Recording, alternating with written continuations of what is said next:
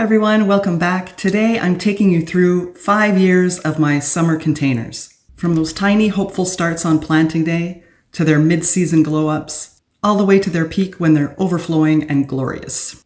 If you love watching plants transform, you're going to love this journey. This was the first year that I really started documenting my containers. It's 2020. I planted them up in the middle of May. Usually we put the, annuals out the May long weekend. So this was, and I was going for kind of a tropical color scheme here. So what I've got in here are yellow cannas and pink calibrachoa or bells, and then a pinky yellow mix lantana. And they look so small. They look so small in the container. They don't look bad. But this was mid-May. And then if we move on to mid-June, or this was 2 weeks after, you could see that the cannas are starting to grow, the lantana and the bells are just going bonkers, which was really pretty. I really enjoyed the color scheme this year. And then in mid-July, you see that everything is really starting to kick in. The lantana, that was the thriller of the container that year, and it just blew up. It looked really, really great. You can see I've got some begonias in the container in the back. But I like that color scheme. Not even a regret, but the only problem I noticed was that right in front of this, there's steps. You can see some steps. This is in our old townhouse. And there were shrubs in the front of it, right across the little path, that were red, and I found that clashed a little bit with the color scheme. So note to self, although I wanted those colors, it kind of created a bit of a discord or a clash with the red flowering weigelas in the front, but they were still beautiful. In 2021, that was the year that the Summer Olympics were going on. They were delayed by a year because of COVID, they were supposed to be in 2020. So in 2021, the Olympics were on, and I wanted to pick a color scheme that would represent Team Canada. So I went with a red and white theme. So I've got coleus, white verbena, and a dark red, a red canna with the dark leaf, which I thought was really striking. And I thought that combination would look really good. So on planting day, they looked teeny tiny, really small. But then, just a couple of weeks, 2-3 weeks later, the verbena kicked in, started to bloom. The coleus kicked in. Canna wasn't blooming yet, but it was growing some leaves, growing vertically. And for the past 2 years, I had just done the three, the kind of a spiller, a filler, and the thriller in the middle. And I liked the canna in 2020, so I thought I would do that again, but this time do a red and white theme. So then a few weeks after that, the coleus just took over the pot, as they do. I should say I gardened in Zone 6. This was in Southwest Ontario at the time, so Zone 6 at the time. I'm still in Zone 6, just in a different province today. And this was a southeast facing patio, porch, front door area. So they had full sun most of the day. Even going into the afternoon, early afternoon. So this was all full sun. And then a few weeks after that, everything did really, really well that year. The red, the white, it was super striking. This is probably one of my favorites that I've ever done, was this, just because of the coleus and the drama of the canna and the white giving that little pop of brightness. Although near the end, the coleus just took over the whole, most of the pots, which, you know what, it's not a bad problem to have, because it just looks so glorious. And it's just one of each plant in each of these containers.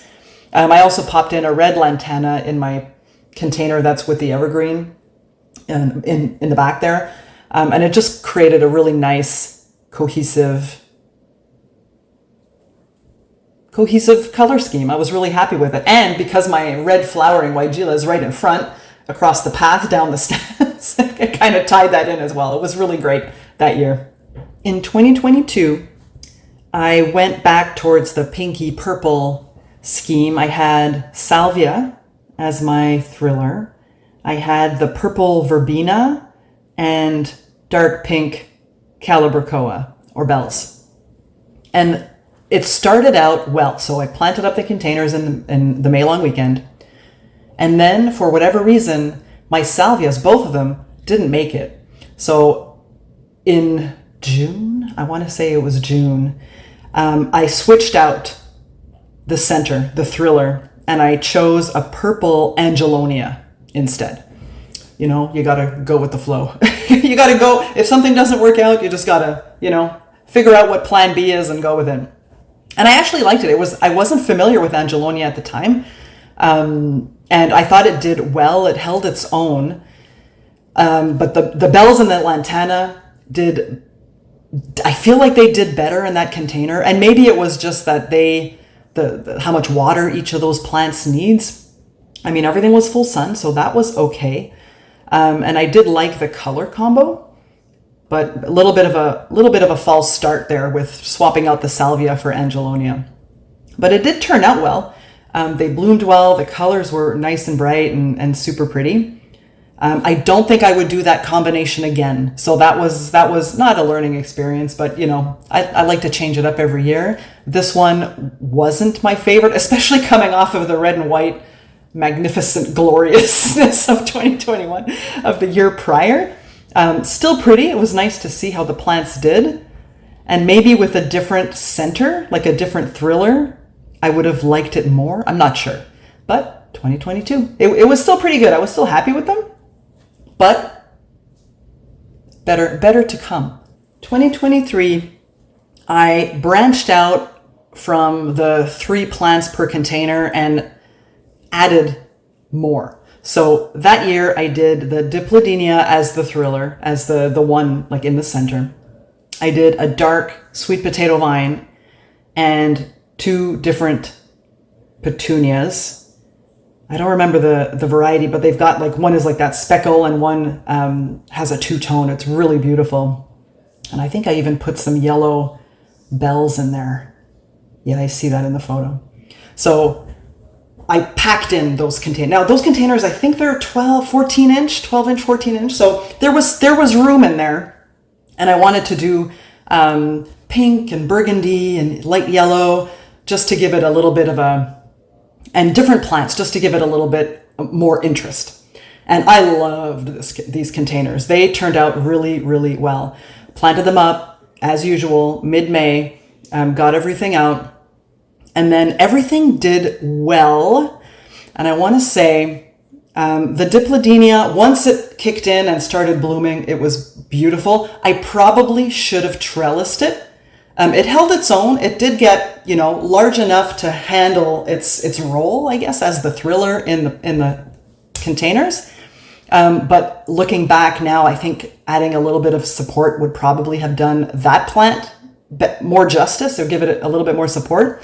The petunias did well. They kind of came and went over the course of the season, which if you've grown petunias before, you'll get a flush, then they'll die off, and then they'll reflush again.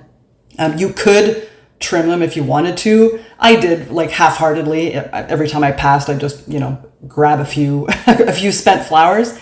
The bells, they did pretty good in the large container that I have at the back closest to the door, but they were swallowed in the 2 small containers. And the sweet potato vine, glorious, beautiful plant. If you want something that just fills in and really makes a statement, sweet potato vine, obviously that was the spiller in that container.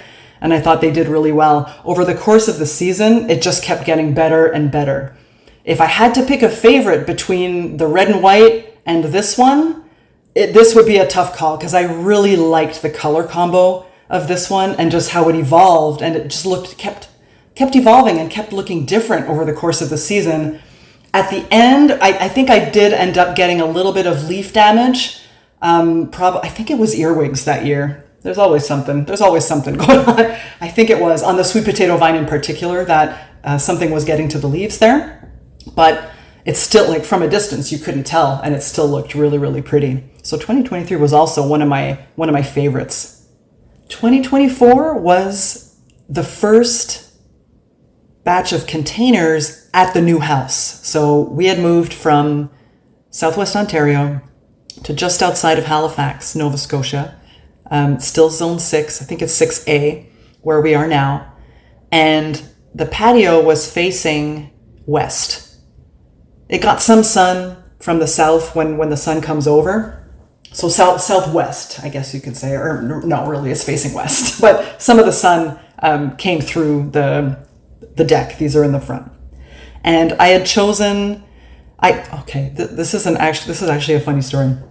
So I had a plan, which I forget what it was now, but when I went to the garden center to pick those plants, I saw it's a Thunbergia, but the white one with the black center, as opposed to, like the black-eyed Susan, the normal one. It was the white one. And my whole plan went out the window because I had been looking for that plant for a really long time. I really liked it, but it's not something that you find. It's not a very commonly found one. So as soon as I saw that plant in the garden center, my containers, that was going to be the thriller. I was going to build a trellis in 2 of the containers that I had and just build around those plants. So I ended up with those 2 climbing vines in the center, and I picked two petunias, a light purple and a dark purple. The light purple was a double. It looked really roughly, it was really pretty.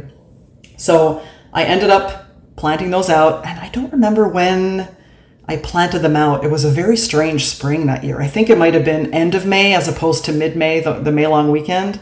I think it was around the 25th, or probably the week after the long weekend. So I planted those out. They looked so tiny. It's so funny. Every time you first plant them out, they look so tiny. You don't think that they're going to, get bigger and look glorious, like the picture you have in your mind. You just have to trust the process. It will happen. Just, you have to be patient. Gardening is an exercise in patience. If you know, you know. So they started out well. I had larger containers this time. I think they're about 18-inch containers. So I put one of the vines in the center, and then 2 dark purple, 2 light purple around the perimeter of the trellis. I created just simple trellis with a little teepee with my bamboo stakes, and called it a day. And it took longer for them to kick in, probably because they're facing west and they're not getting as much sun. If I had them in a south-facing position, they would probably have kicked in a lot sooner. That being said, when they did kick in, they were beautiful. I loved the color scheme. I love petunias because they smell great. They look great.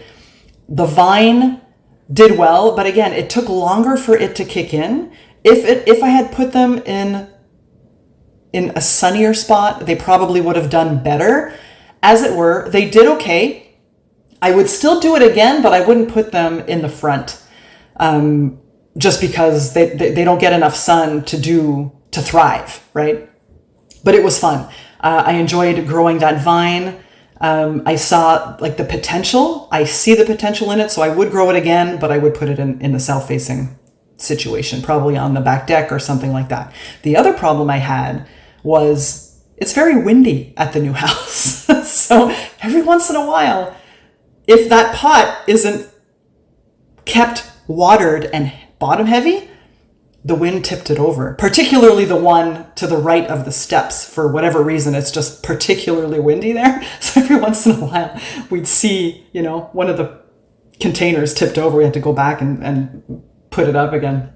So that's more a problem. Nothing to do with the plants, obviously, more to do with the type of container. So going forward, we're looking at getting some more stable containers, probably square, where they're really bottom heavy, and having something like a trellis or any type of support to, it pretty much acted as a sail and tipped everything over. It got caught by the wind. But anyway, lessons learned. This was the first time that we had containers at the new house.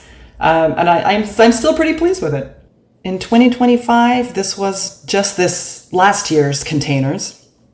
I adjusted my plan and opted for things that didn't need full sun, just because of the experience in 2024 and knowing that it's facing west, it's not getting as much sun as I was used to in the past. So this year, or that year in 2025, I opted for Coleus again, because Coleus is pretty forgiving when it comes to how much sun it gets. And it kind of does well, depending on the variety, it does well in either sun or shade. So I got a Coleus. It was a Main Street Ruby Red. I got the Nonstop White Begonias and a Peach Impatience, an apricot color Impatience. Planted those up end of May. And again, they start out really tiny, but the Coleus kicked in quickly, did really well. The begonias did really well, nonstop blooming throughout the whole summer. And we had a problem with the Impatiens. There was one day that we had a really heavy rain, which knocked out a lot of the blooms on one of the containers, the one on the right. They were in there, but they never really recovered. So the container on the left, the Impatiens did better in that one. And it probably because, well, the one day with that big rain, and then it's just a windier spot on to the right side of the steps, just because it's out in the open. It's not as sheltered as the one on the left. That being said, the Coleus exploded, as usual, as expected. The color scheme was beautiful. I love that dark burgundy foliage of the Coleus. And then with the pop of white of the begonia, it did really well. And this combination did better than the ones in 2024, which relied on more sun. These ones were better suited to a part shade situation, and they did much, much better. I would probably do this combination again. Not too sure about the Impatiens. The begonias, yes. The Coleus, yes. Maybe something else in there that handles a little bit better shade. To be determined. I already have my plans for what I'm thinking of planting for this year's containers, assuming I find them at the garden center or wherever I go hunting down those plants, but we'll see. But that was pretty much it. This is up there. I think my three favorites were last year, the 2025, the 2021, which was the Coleus, the red and white combination, and then the 2023, which was the Diplodenia and all those different colors and those containers just evolved over the course of the season, which was really cool to see. Thanks so much for spending time with me and revisiting these containers. It's amazing what a little time and care can do. If you want more garden inspiration, container ideas, or just love watching things grow, tap subscribe so you'll see what I'm planting next. And until then, happy gardening, everybody.